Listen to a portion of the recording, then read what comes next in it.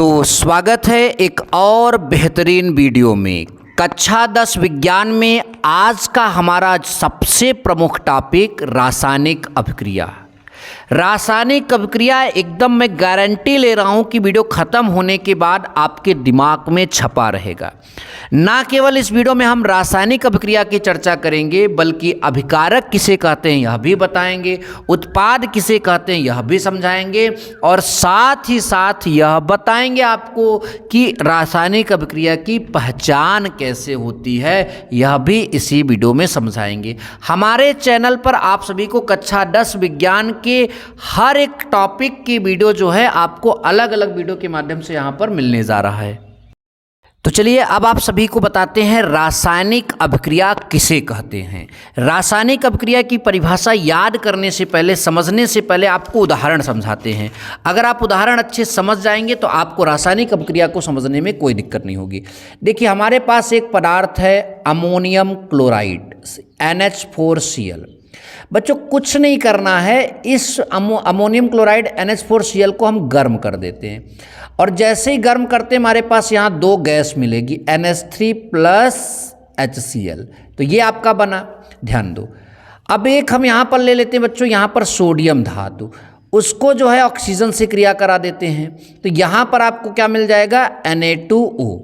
अब बच्चों ध्यान दो, ये आपका नौसादर है अमोनियम क्लोराइड और ये अमोनिया गैस है। नौसादर के अलग गुण होते हैं और अमोनिया के अलग गुण होते हैं, HCl के अलग गुण होते हैं। यानी इस पदार्थ से हमें जो पदार्थ मिले हैं वो अलग गुण वाले पदार्थ हैं, नए गुण वाले पदार्थ हैं, भिन्न गुण वाले पदार्थ हैं।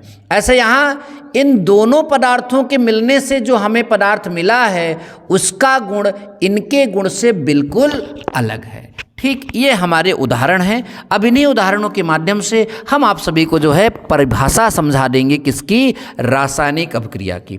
बच्चों क्या लिखा है, जब कोई पदार्थ स्वयं, जैसे यहाँ पर ये पदार्थ था स्वयं इसकी अपने से अभिक्रिया हुई। ठीक, तो जब कोई पदार्थ स्वयं, और यहाँ पर देखेंगे तो दूसरे पदार्थ से, देखिए जब कोई पदार्थ स्वयं या फिर किसी दूसरे पदार्थ के साथ क्रिया करके एक या एक से अधिक भिन्न गुणधर्म वाले नए पदार्थ का निर्माण करता है तो उसे अभिक्रिया, रासायनिक अभिक्रिया कहते हैं। देखिए यहाँ ये पदार्थ स्वयं जो है अभिक्रिया करके दो पदार्थ का निर्माण किया है और यहाँ ये पदार्थ जो है अन्य पदार्थ से जो है क्रिया करके एक नए गुणधर्म वाला पदार्थ यहाँ पर बनाया है। तो इसको भी और इसको भी आप क्या बोलोगे, रासायनिक अभिक्रिया। तो बच्चों एक बार पुनः डेफिनेशन ध्यान से सुनो, मन लगाकर सुनो और ध्यान से समझो कि जब कोई पदार्थ स्वयं या किसी दूसरे पदार्थ के साथ क्रिया करके एक या एक से अधिक भिन्न गुणधर्म वाले नए पदार्थों का निर्माण करता है तब उसे रासायनिक अभिक्रिया कहते हैं। तब उसे क्या कहते हैं, रासायनिक अभिक्रिया कहते हैं। अब बच्चों मैंने यहाँ पर दो बात स्टार लगाकर लिखवाया है कि अभिक्रिया में भाग लेने वाले पदार्थों को अभिकारक, अंग्रेजी में रिएक्टेंट कहते हैं। अभिक्रिया में भाग लेने वाले पदार्थों को अभिकारक, अंग्रेजी में रिएक्टेंट कहते हैं। दूसरा स्टार बच्चों हमने लगाया है कि अभिक्रिया के फलस्वरूप बनने वाले पदार्थों को उत्पाद, अंग्रेजी में प्रोडक्ट कहते हैं। अभिक्रिया में भाग लेने वाले पदार्थों को अभिकारक मतलब रिएक्टेंट कहते हैं। अभिक्रिया के फलस्वरूप बनने वाले पदार्थों को उत्पाद मतलब प्रोडक्ट्स कहते हैं। तो बच्चों ये रासायनिक अभिक्रिया की परिभाषा और अभिकारक और उत्पाद हो गए। ठीक बच्चों, अगर यहाँ पर देखें तो इसमें कौन भाग ले रहा था, NH4Cl, तो ये अभिकारक है और ये दोनों बने हैं तो ये उत्पाद है। इसमें Na और O2 भाग लिया है इसलिए अभिकारक हैं और ये बना है तो ये आपका क्या हो जाएगा, उत्पाद हो जाएगा। तो ये हो गया।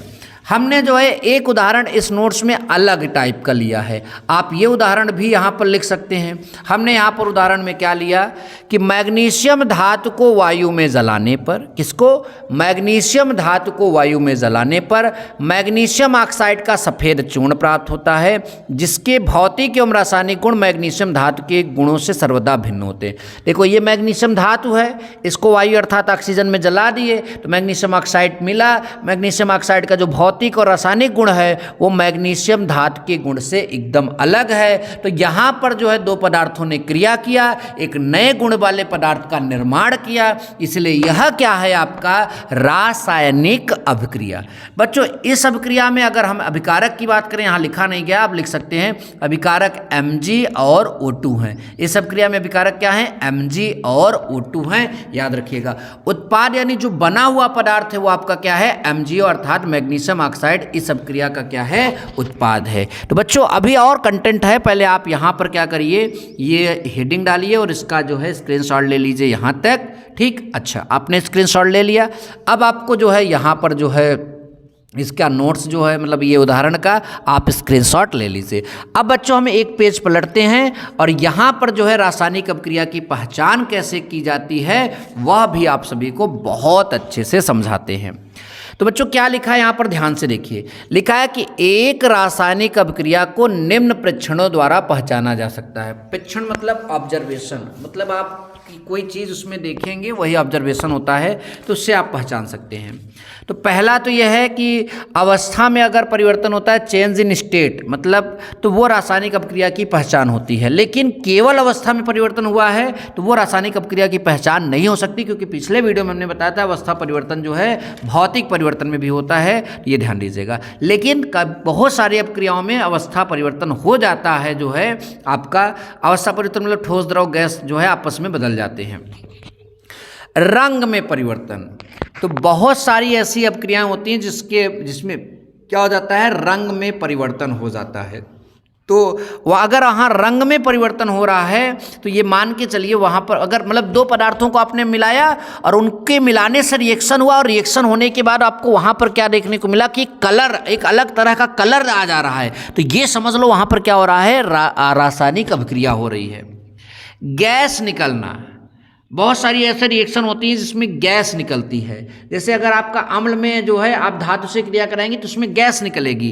तो अगर किसी दो चीज़ों को मिलाने पर वहाँ पर एक गैस बन रही है तो समझ लो वो आपका क्या है, रासायनिक अभिक्रिया। तो इस तरह से भी आप पहचान सकते हो। ताप में परिवर्तन, जैसे बाजार से जो मतलब चूना होता है, आप चूना लेकर आओ, बाजार से आप चूना लेकर आओ और उसको पानी में डाल दो तो देखोगे गर्म हो जाएगा। तो अगर ताप में परिवर्तन हुआ है तो भी आप समझ लीजिए वो क्या है, रासायनिक अभिक्रिया। यहाँ अवस्था लिखा है, जबकि अवस्था के बजाय यहाँ पर जो है अवक्षेप लिखेंगे। क्या लिखेंगे बच्चों, अवक्षेप। आप यहाँ पर लिख देना अवक्षेप, अवक्षेप, ठीक, अवक्षेप। तो अवक्षेप में परिवर्तन अगर होता है तो वो भी आपका क्या हो जाता है, रासायनिक अभिक्रिया की पहचान मानी जाती है, ठीक। तो क्या क्या पहचान होगी आपका, अवस्था में परिवर्तन, रंग में परिवर्तन, गैस का निकलना, ताप में परिवर्तन और अवक्षेप में परिवर्तन या अवक्षेप का बनना। यहाँ बनना ज़्यादा सही रहेगा, ठीक, अवक्षेप का बनना, फॉर्मेशन ऑफ प्रेसिपिटेट, ठीक। तो इस तरह से इसका भी नोट्स ले लीजिए। ऐसे और वीडियो के लिए आप हमारे चैनल को सब्सक्राइब कर लीजिए, वीडियो को लाइक कर दीजिए, अपने फ्रेंड्स में दबाकर शेयर कर दीजिए। मिलेंगे नेक्स्ट वीडियो में। Thank you so much. जय हिंद, वंदे मातरम।